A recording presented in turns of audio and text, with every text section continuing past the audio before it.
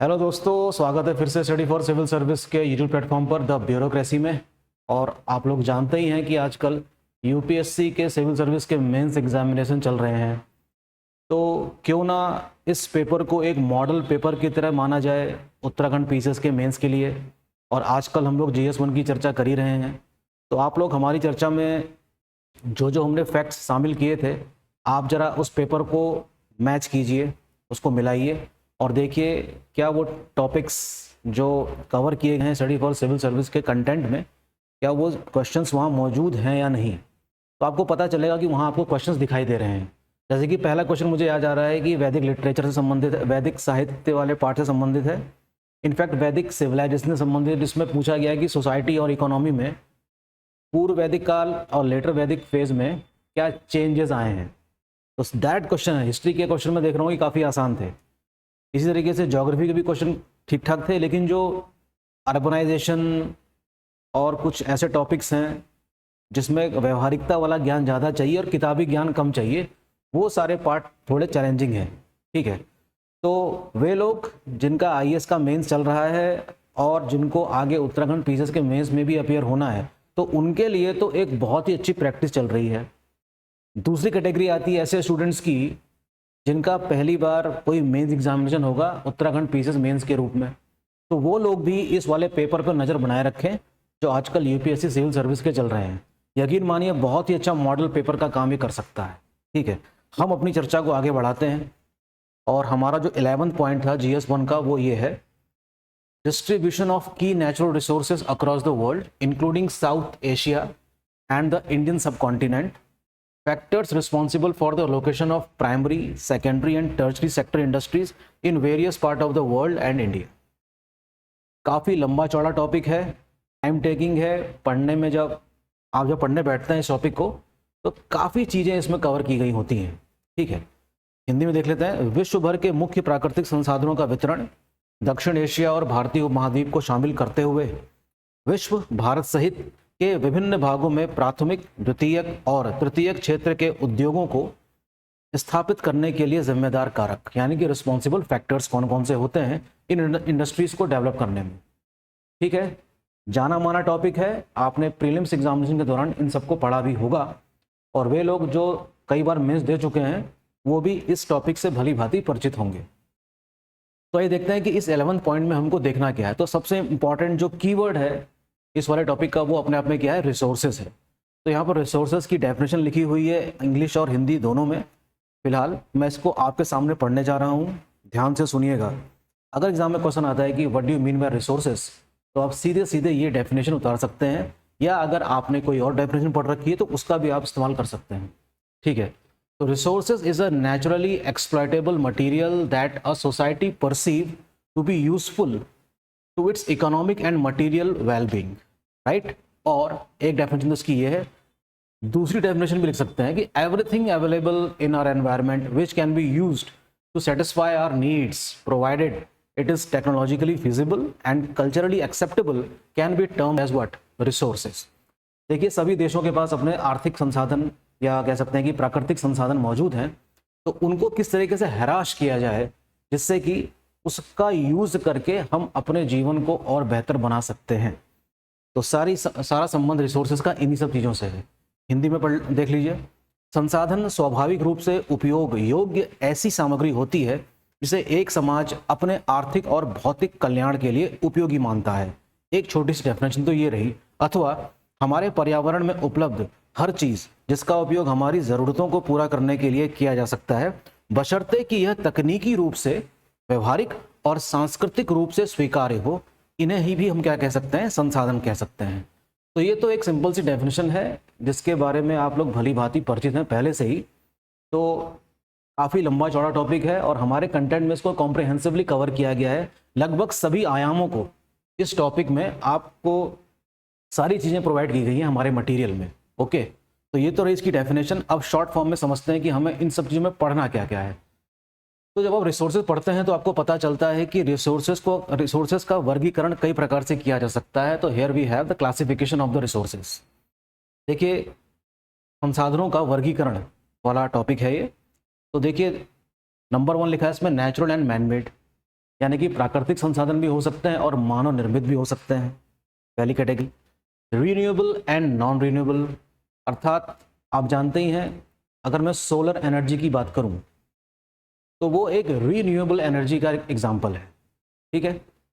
Tidal energy, wind energy, these are an example of what, renewable energy, नवीकरण ऊर्जा कह सकते हैं। नॉन रिन्यूएबल यानी कि ऐसा सोर्स ऑफ ऐसा रिसोर्स है जो मौजूद तो है लेकिन लगातार अगर उसका उपयोग किया जाए, जैसे कि फॉसिल फ्यूल्स है, अभी तो चलिए मौजूद हैं लेकिन एक समय ऐसा आएगा जब फॉसिल फ्यूल समाप्त हो चुके होंगे, तो फॉसिल फ्यूल पे टिकी हुई जो भी अर्थव्यवस्थाएं हैं उनको दिक्कत का सामना करना पड़ सकता है। तो आज विश्व, है ना, इस चुनौती को एक्सेप्ट कर रहा है धीरे धीरे और एक अल्टरनेट सोर्स ऑफ एनर्जी की तरफ अपने जीवन को ले जा रहा है। जैसे कि अगर मैं सोलर एनर्जी की ही बात करूं, है ना, तो उसका उपयोग भारत सरकार ने बड़े पैमाने पर करना शुरू कर दिया है, क्योंकि इंटरनेशनल सोलर अलायंस का नाम सुना होगा आपने, उसमें भारत की बड़ी इंपॉर्टेंट भूमिका थी उसको एस्टेब्लिश करने में। तो ये एक बहुत ही इंपॉर्टेंट टॉपिक है। बायोटिक एंड एबायोटिक, यानी कि जैविक और अजैविक प्रकार के भी क्या होते हैं, रिसोर्सेज होते हैं। On the basis of ownership, यानी कि किसके पास कौन से संसाधन मौजूद हैं, सरकार के पास, किसी कम्युनिटी के पास, या निजी हाथों में भी कुछ संसाधन मौजूद होते हैं, तो उस आधार पर भी क्या किया जा सकता है, इसका क्लासिफिकेशन किया जा सकता है। और भी कई सारे तरीके हैं जिसको हम क्या कर सकते हैं, इनका वर्गीकरण कर सकते हैं। तो ये तो एक बात हो गई जिसके बारे में आप परिचित होंगे, मैं मान के चल रहा हूँ, इसमें कोई नई बात नहीं बताई आपने, ये सब बातें आप जानते हैं। हम तो बस आप व्यवहारिक रूप से आपको ये बता रहे हैं कि आपको इस टॉपिक में पढ़ना क्या क्या है, और हो सके तो जो पेपर हुआ है यूपीएससी का GS1 वाला, उसमें जरा पता लगाने की कोशिश कीजिए कि इस वाले टॉपिक से कौन सा क्वेश्चन आया है। ओके, ये काम करना पड़ेगा हमको। अच्छा, natural resources are resources belonging to the particular nation. Natural resources कौन से होते हैं, जैसे कि भारत की अगर हम बात करें तो भारत के अपने प्राकृतिक संसाधन मौजूद हैं। भारत का अपना डेक्कन प्लेट्यू जहाँ पर कई सारे मिनरल रिसोर्सेज पाए जाते हैं। नॉर्थ इंडिया में वाटर की जो अवेलेबिलिटी है due to the presence of the glacier, also example of what, natural resources. तो नेचुरल रिसोर्सेज हर देश में मौजूद है। और एक क्लासिफिकेशन और हो सकता है इसका कि इंटरनेशनल रिसोर्सेज किसको कहते हैं। देखिए, अमेज़न का जो फॉरेस्ट है वो है तो ब्राज़ील में, लेकिन वो एक ऐसी संपदा है हमारे लिए जिसका उपयोग, जिसका कह सकते हैं कि हम डिस्कवरी, वहाँ जाकर दुनिया भर के साइंटिस्ट अपने प्रयोग कर सकते हैं वहाँ पे। ओशन का जो वाटर है, जो इंटरनेशनल वाटर जिसको कहते हैं, वो किस में आता है, इंटरनेशनल रिसोर्सेज में आ जाएगा। ओपन स्पेस जो है हमारा, वो एक अंतर्राष्ट्रीय रिसोर्स ऑफ, कह सकते हैं कि रिसोर्स का एक एग्जाम्पल है, राइट। अच्छा, दूसरा टॉपिक मैं आपको शॉर्ट में बता रहा हूँ चीज़ों को कि आपको इन टॉपिक में पढ़ना क्या क्या है, या जब आप इस टॉपिक से रूबरू होंगे तो आपको किन किन टॉपिक को कवर करना होगा। तो आप जानते ही हैं कि फॉरेस्ट रिसोर्सेस एक बहुत ही इंपॉर्टेंट रिसोर्स है, और इसका उपयोग आज से नहीं, ओल्ड एज प्रैक्टिस है कि फॉरेस्ट एज अ रिसोर्स किस प्रकार से हमारे लिए, हमारे मतलब इकोनॉमिक डेवलपमेंट में इसने इम्पॉर्टेंट रोल प्ले किया है। तो इसमें आप सिर्फ इंडिया का ही नहीं, पूरे विश्व के फॉरेस्ट के बारे में जानकारी आपको रखनी होगी।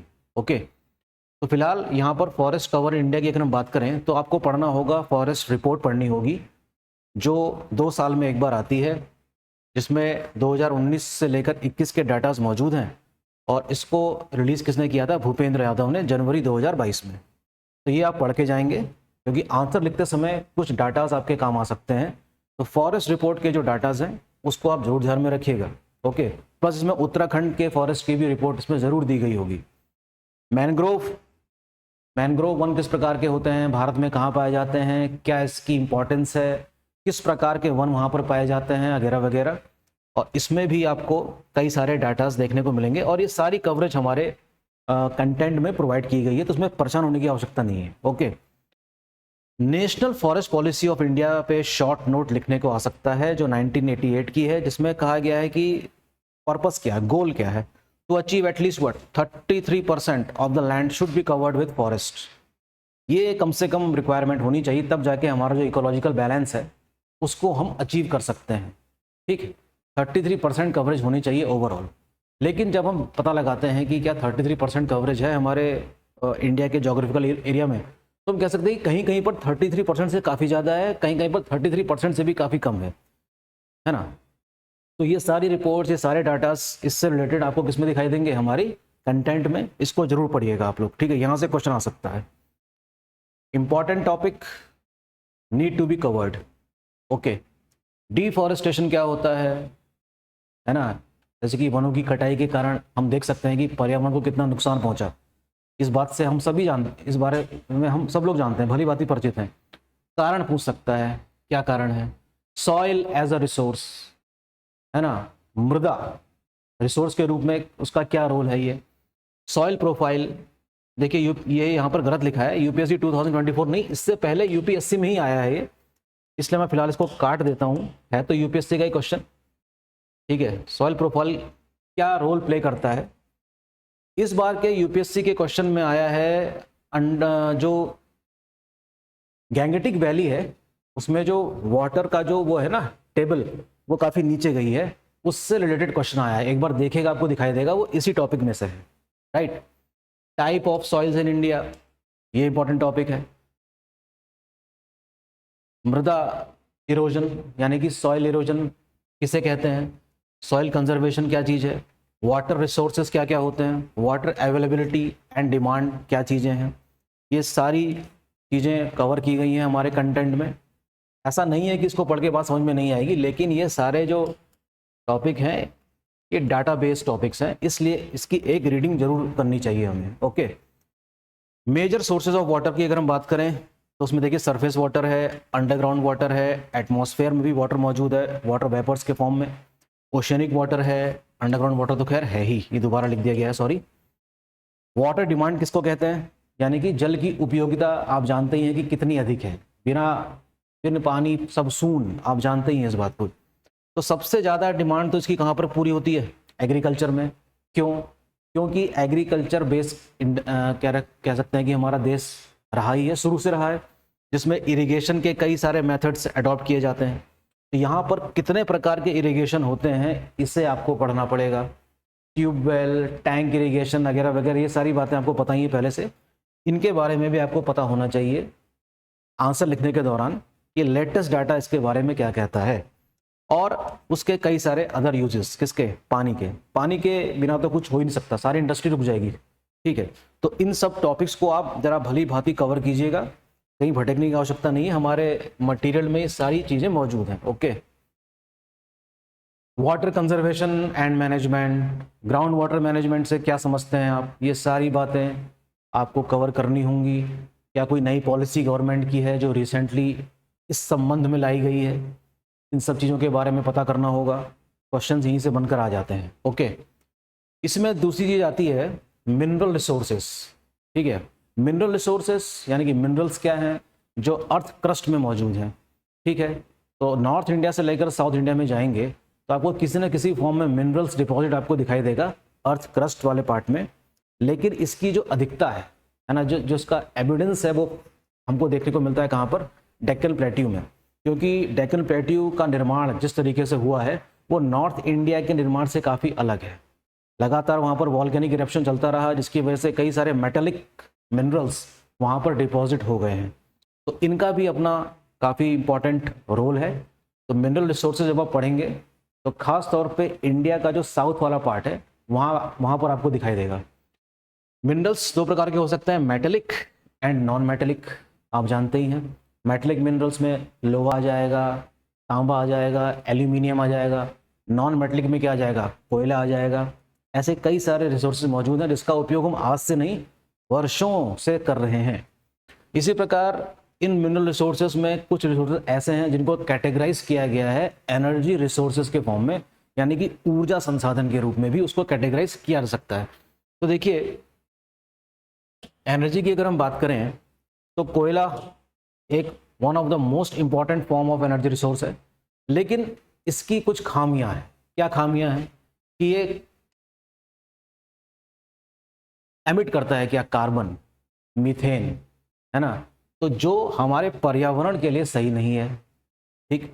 लेकिन क्या करें, कोल के बगैर हमारी जो इंडस्ट्री है, कौन सी, जो इलेक्ट्रिसिटी प्रोड्यूस करती है, वो तो समाप्त ही हो जाएगी, क्योंकि भारत में जो बिजली बनती है लगभग 70% थर्मल पावर प्लांट से बनती है, और थर्मल पावर प्लांट का जो सोर्स है वो क्या है, कोयला ही है।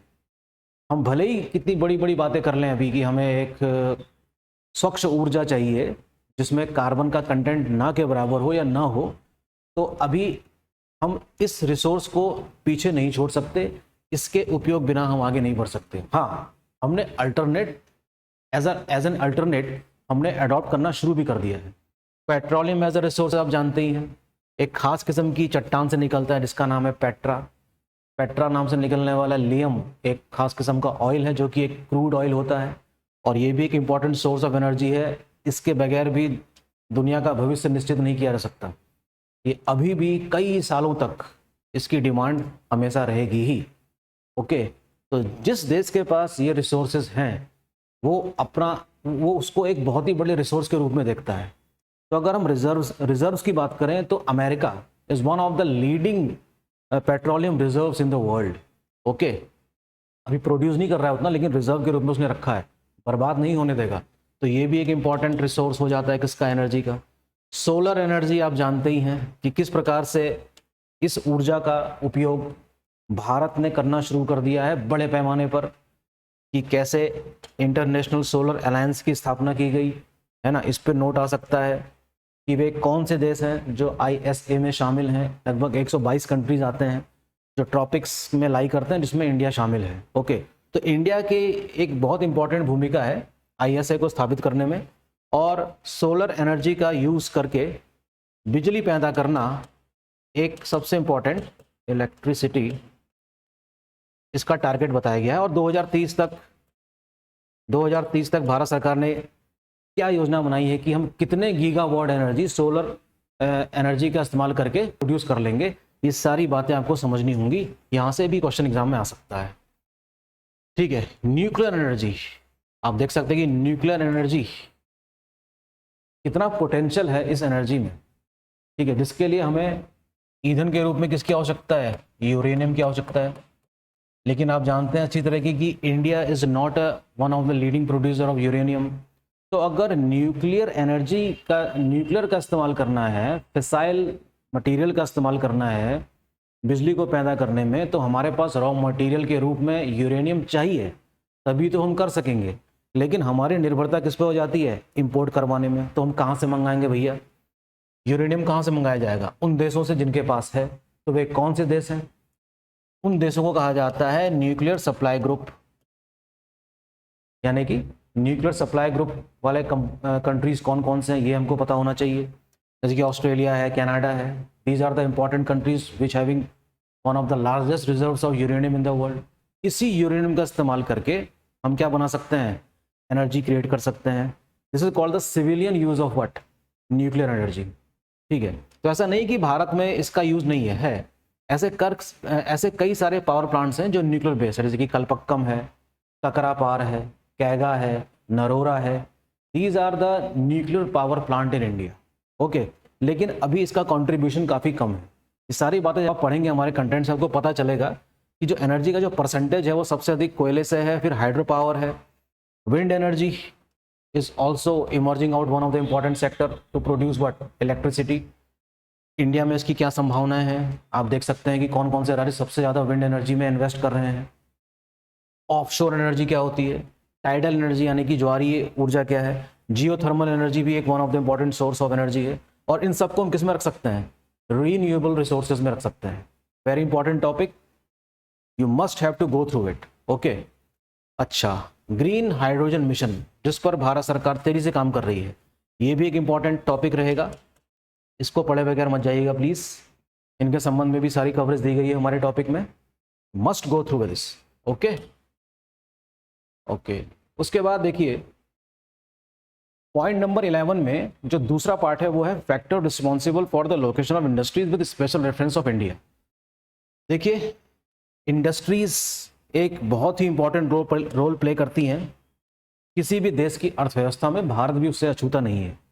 तो हमको प्राइमरी यानी कि प्राथमिक द्वितीयक यानी कि सेकेंडरी और टर्शरी इंडस्ट्रीज के बारे में पता चलता है। और इन सब का अपना अपना रोल है किसमें, इंडिया की जीडीपी में। भारत को अभी इस सेक्टर में पहुंचने में अभी थोड़ा समय लगेगा, लेकिन इसका मतलब ये नहीं है कि हमारी निर्भरता प्राइमरी और सेकेंडरी में समाप्त हो जाएगी। तो यहाँ से क्वेश्चन एग्जाम में ये आ सकता है कि जैसे मान लीजिए कि कोई मैन्युफैक्चरिंग इंडस्ट्री है जिसको हम सेकेंडरी सेक्टर में रखते हैं, जैसे मान लीजिए कि कॉटन टेक्सटाइल की बात कर लें अगर हम, है ना, कॉटन टेक्सटाइल इंडस्ट्री की हम बात कर लें, तो ये तो एक बहुत पुरानी इंडस्ट्री है, प्राचीन काल की तो नहीं है, लेकिन बड़े पैमाने पर अगर हम देखें तो मॉडर्न पीरियड में इसका इस्तेमाल, मतलब इंडस्ट्री के रूप में इसका इस्तेमाल करना शुरू कर दिया था। हालांकि हम इससे भली भांति परिचित हैं, ये ओल्ड एज प्रैक्टिस है कि कपास में से सूत निकालना है। तो कॉटन टेक्सटाइल इंडस्ट्री के लोकेशन के लिए कौन कौन से फैक्टर्स रिस्पॉन्सिबल हैं, ये क्वेश्चन एग्जाम में आ सकता है। तो क्वेश्चन को पढ़ने के बाद आप क्या बताएंगे? कई सारे फैक्टर्स होते हैं किसी भी इंडस्ट्री को डेवलप करने में। नंबर 1 उसमें है रॉ मटेरियल, यानी कि कच्चा माल। कच्चा माल यानी कि कपास। अगर आपको कॉटन टेक्सटाइल इंडस्ट्री लगानी है तो कम से कम उसमें किसकी जरूरत पड़ेगी? कपास की जरूरत तो पड़ेगी ही। प्लस जहाँ पे इंडस्ट्री आपने स्टैब्लिश करी है वो उस कच्चे माल से कितनी दूरी पर है, वो भी एक फैक्टर है। Geographical conditions are responsible for this, है ना, जियोग्राफिकल कंडीशन भी आप अपने आंसर में दिखा सकते हैं। ठीक है, अवेलेबिलिटी ऑफ लेबर, ठीक है। वैसे ये सारी बातें तो लगभग हर मैन्युफैक्चरिंग इंडस्ट्रीज में लागू होती हैं। मैंने तो खाली एक एग्जाम्पल रखा है किस चीज़ का, कॉटन टेक्सटाइल का। यही बातें लागू होंगी किसमें? आयरन इंडस्ट्री में भी। ठीक है, तो यहाँ से एग्जाम में क्वेश्चन आया है कि why most of the iron industries located in the eastern part of India, जहाँ पर कोल की अवेलेबिलिटी ज़्यादा है, जहाँ पर वाटर की अवेलेबिलिटी ज़्यादा है। तो हमें इंडस्ट्री को ऐसी जगह पे लगाना चाहिए जहाँ पर कई सारे फैक्टर्स उस फैक्ट्री के लिए अनुकूल हों। तो आपको अपने आंसर में उन सभी फैक्टर्स को गिनवाना है कि किस इंडस्ट्री के लिए किस चीज़ की अधिक आवश्यकता है। ओके, तो जैसे भारत ने हाल ही में कह सकते हैं कि जो सिलिकॉन को लेकर एक सेमीकंडक्टर पॉलिसी बनाई है, तो उसको लेकर भी आपको थोड़ा सा पढ़ लेना चाहिए कि इस पॉलिसी के तहत हमें किन किन चीज़ों की आवश्यकता होगी। तो एक क्वेश्चन यहाँ से मानकर चलिए आता ही है, जरा यूपीएससी के पेपर में चेक करिए कि इस वाले सेक्शन से कोई क्वेश्चन आया है या नहीं। उस क्वेश्चन को एक मॉडल क्वेश्चन के रूप में देखिए, और आपके पास कंटेंट मौजूद ही है स्टडी फॉर सिविल सर्विस का, आप अच्छा सा आंसर लिख सकते हैं। ठीक है, तो पॉइंट नंबर 11 में ये सारे कुछ टॉपिक्स थे जो आपको पढ़ लेने होंगे एग्ज़ाम में जाने से पहले। ओके, मिलते हैं नेक्स्ट लेक्चर में जल्दी ही। पढ़ाई करते रहिए, आंसर लिखते रहिए, और प्लीज़ फीडबैक भी दीजिए। उसके बिना हम थोड़ा सा क्या कहते हैं कि मोटिवेट महसूस करेंगे अगर आपका फीडबैक हमारे पास आता है तो। ओके, तो till then bye bye, take care, thank you.